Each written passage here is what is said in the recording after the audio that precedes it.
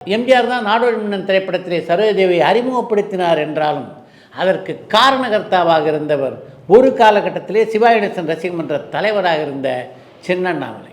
அந்த நன்றியை கடைசி வரைக்கும் மறக்காமல் தன்னுடைய ஒவ்வொரு பிறந்த நாளின் போதும் பழக்கூடையோடு சின்னண்ணாமலையை சந்தித்து அவர் காலிலே விழுந்து ஆசி பெறுவாராம் சரோஜாதேவி. அந்த அளவுக்கு நன்றி மறக்காத ஒரு நடிகையாக இருந்தவர் அவர். இப்போதுள்ள நடிகரில் தந்தை சொல் தட்டாத நடிகர் என்று பிரசாந்தை சொல்லலாம். அவருடைய திரை வாழ்க்கையிலே எல்லா முடிவுலையும் இன்று வரையிலே தியாகராஜன் தான் எடுக்கிறார்.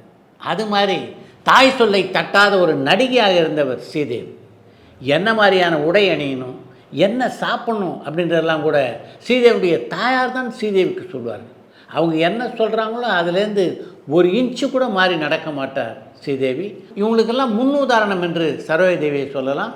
சரோஜாதேவியை பொறுத்த வரைக்கும் அவங்க அம்மா ருத்ரம்மா வச்சது தான் சட்டம். இந்த படத்தில் அவங்க நடின்னு சொன்னால் நடிப்பாங்க, இந்த படத்தில் நடிக்க வேணான்னு சொன்னால் நடிக்க மாட்டாங்க.